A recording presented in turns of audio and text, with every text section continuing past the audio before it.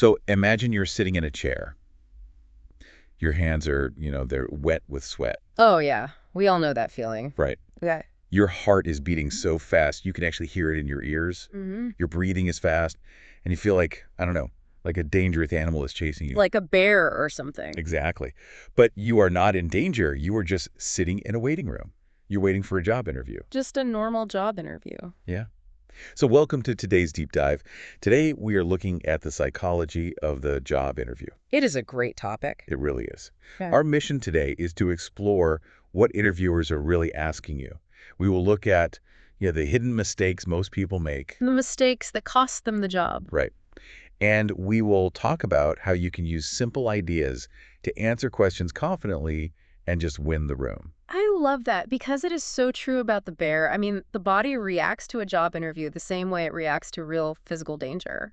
Wait, really? It is the exact same reaction? Yeah, exactly the same. Your brain, it sends these stress chemicals into your blood. People call it the fight or flight response. Fight or flight. So you either want to fight the bear or run away from it. Exactly. And this response is great if you actually need to run away from a bear. Right. But it is terrible if you need to explain why you are, good at marketing. Oh, for sure. Because when those stress chemicals hit your brain, the thinking part of your brain actually shuts down. It stops working. Wow. Which explains why so many really smart people go completely blank. They just sit down in the interview chair and forget everything. Right. Because your brain is preparing to run away. It is not preparing to speak. That makes so much sense. So how do we stop this chemical reaction? I mean, how do we take control before the interview even starts? Well, the first step is to trick your brain. You have to make your brain feel safe and powerful. And the easiest way to do that is by controlling your appearance. Appearance. You mean like what we wear? Yes, what you wear. Does a nice shirt really change our brain chemicals? It absolutely does. Experts have a fancy word for it, but it basically just means that your clothes change how you think and feel. Oh, interesting. Yeah. If you wear clothes that make you feel successful, your brain actually believes you are successful. So it is like a costume. Exactly. So the rule is very simple. Look at the normal clothes for the job and then dress one level higher. One level higher. Okay, so if the regular workers wear like T-shirts, Then you wear a nice shirt, like a shirt with a collar. got it. And if they normally wear shirts with Yes. collars, Then you wear a suit. You just dress to impress. When you look good, you feel good. I think this is especially important right now because, so many interviews happen on video calls, like Zoom or Skype. Oh, yes. The Zoom interview. It is so tempting to just wear a nice shirt on top, Yeah. right? Yeah. And then keep your dirty sweatpants on the bottom Yes. because, they cannot see your legs.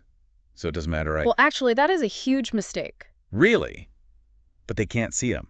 I know they can't see them, but even if the interviewer can only see your head and shoulders, your brain knows you are wearing sweatpants. Oh, rare. Your brain feels relaxed, maybe a bit lazy, and not professional. Wow. I never thought about that. Yeah. If you want to do your absolute best, you have to dress completely for the part, from your head down to your shoes. Even the shoes. Even the shoes. When you look like a professional, your brain switches into a professional mode. Okay, so we dress well, we trick our brain into feeling professional. But, once you look good, you still have to open your mouth and talk. That is the hard part. Yeah, and that is where the real panic starts for people. The fear of saying the wrong thing. Yes. People are just terrified. They worry the interviewer will ask a question and they will just freeze. They will have no answer at all. So what is the fix for that? The only fix is preparation. You have to rehearse your answers out loud. Out loud, not just in your head. Never just in your head, because most interviewers, they ask the exact same questions, right? That is true. It is usually the same list of questions. So you should just record yourself on your phone. Practice answering these common questions over and over again. Okay, I have to push back a little bit here. Sure. I see how that works in theory. But in real life, if I practice my answers too much, won't I sound like a robot? I hear this a lot. Because I want to sound like a real person. I want to have a natural conversation, not like I am reading a boring script. It is a really common worry. But think about actors, like actors in a movie. Okay. A great actor uses a script, right? They practice their words hundreds of times. Yeah, they do. But when you watch them in the movie, they do not sound like robots. No, they sound completely natural. Right. They can show real emotion, they can show sadness or joy, because they do not have to think about what words to say next. They already know the words. Ah, I see. Because when you are struggling to find the right word, you look panicked.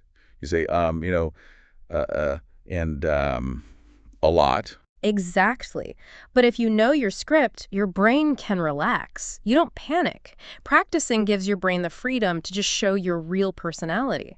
That is a great point. Okay, so we dress well and we practice, but there is another big fear, isn't there? Yes, there is. And it is a feeling that a lot of listeners probably know very well right now. Yeah, job hunt fatigue. It is so real. Applying for jobs today is exhausting. It really is. A listener might be thinking, I have sent out 100 applications. I have been rejected 20 times. I need this job to pay my rent. And that creates a feeling of deep desperation. You feel like you have to get this one job or everything is ruined. And desperation is bad for an interview, right? It is the enemy of a good interview. Because when you feel desperate, you act weak. What do you mean by weak? Like, how does it show? Well, you might agree with everything the interviewer says. You do not ask good questions. You just seem too eager. You want to please them too much. Yes.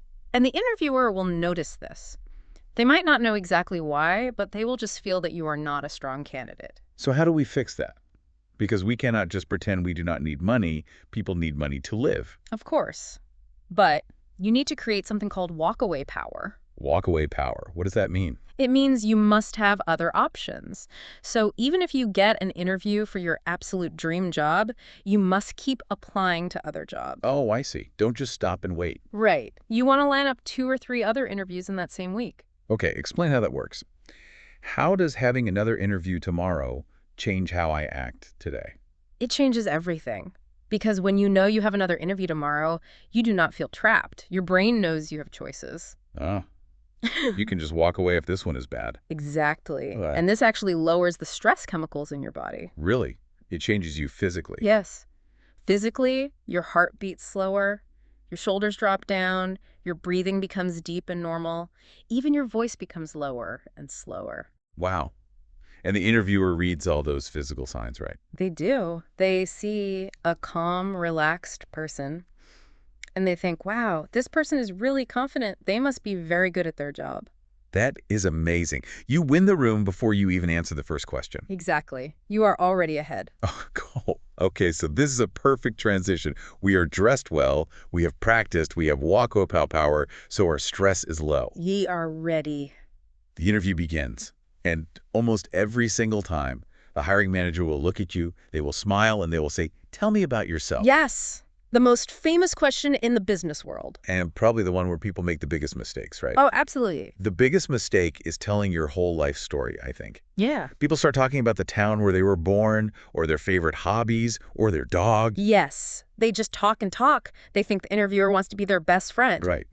But they don't, do they? No, they don't. You have to understand what the interviewer is really thinking. They have a business problem. That is why they are hiring someone. Because they need help. Exactly. Maybe they are losing money or they need help with a really big project. So when they say, tell me about yourself, what they are really asking is a hidden question. Which is? They are asking, what professional problems can you solve for me? What problems can you solve for me? Okay, so we need to answer that hidden question.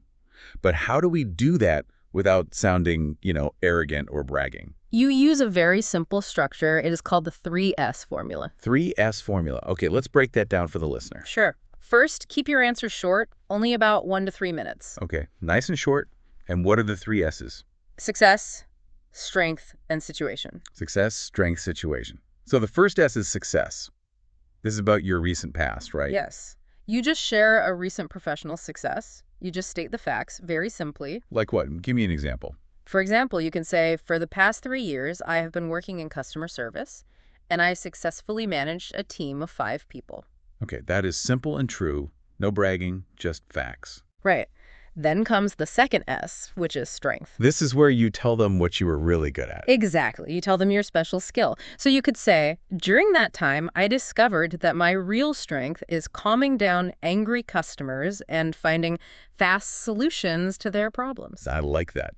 You are telling them exactly how you can help. Yes. Which brings us to the final S, situation. Situation. I think this might be the most important part because it connects your past to their future. It really does. This is where you explain why you're sitting in their room today. How do we say that? You can say, now I am looking for a situation where I can bring my problem-solving skills to a larger company like yours. Oh, that is so much better than talking about your dog. Right. It is focused on business. But there is a trap here, isn't there? Yeah. I notice a lot of people finish their answer and then they just stop talking. Yes. The room goes completely quiet. It is very awkward. It is the worst. You never want to just trail off and say, so yeah, that is me. Yeah, that kills all the confidence. Yeah. You need a strong golden rule for the end, a strong closing statement. You should confidently look at them and say exactly why you are there. Like, I am very excited to speak with you today because I believe this role is the perfect next step for me. Perfect. It sounds confident and polite. Okay, so after you introduce yourself so well, the interviewer will want proof. They will. They won't just believe you right away. Right. They will ask a question that usually starts with, tell me about a time when... Yes, these are called behavioral questions. Like, tell me about a time when you had to work with a difficult person. Exactly. Or tell me about a time you failed. They want to hear a story about your past behavior, because past behavior is the best way to predict future behavior. And to tell a good professional story, we use the STAR method, STAR. Yes. Situation, task, action, result. But a lot of people mess this up, don't they? They really do. They start with the situation and the task. They explain where they were and what their job was. But they forget the most important part. They forget the why. They forget to explain why the situation was actually difficult. I always think of this like a movie. It is like telling a movie plot without explaining who the bad guy is. That is a great way to think about it. We need context. If you just tell me, we had to print 50 reports by Tuesday, I do not know if that is an easy job or a hard job. I am just bored. Exactly. You have to introduce the bad guy. In an office story, the bad guy is usually a big problem. So how do I introduce the problem? You add the context. You say, we had to print 50 reports about Tuesday, but on Monday morning, the main printer caught on fire and half the team was sick. Now I am interested. Right. Now I understand the problem. The printer is on fire. That is a great situation and task. So next is A action. Yes, the action is exactly what you did to fight the bad guy. But here is a tip. Do not say what we did. You must say what I did. Because they're hiring you, not the whole team. Exactly. You say, I called a repair company, I drove to a local printing shop, and I stayed until 8:00 p.m. to finish the reports. You show your own skills. Okay. But then we hit the second big mistake people make with the STAR method. They tell the action, and then they stop. Yes, they forget the R. The result. It is a terrible mistake. It is literally like turning off the movie right before the ending. You never know what happened. Right. You must tell the interviewer how the story finished. Did your action work? Was the boss happy? So give us a good result. You need to say something like, as a result, we delivered all the reports on time, and the client was so happy they signed a new contract with us. That is great.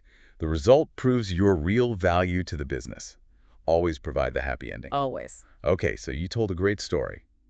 But now we're moving into the danger zone of the interview. Uh-oh. The interviewer wants to test how you handle pressure. They are going to ask tricky questions. Yes. Tricky questions are actually designed to make you feel a little uncomfortable. They want to see if you'll get angry or nervous. So let's talk about the most famous tricky question. Mm. What is your greatest weakness? Oh, this one. I know the old advice. The old advice is to use a fake strength, right? Yeah. People say, oh, my weakness is I just work too hard or I care too much about my job. No. Do not ever say that. Why not? Interviewers hate that answer.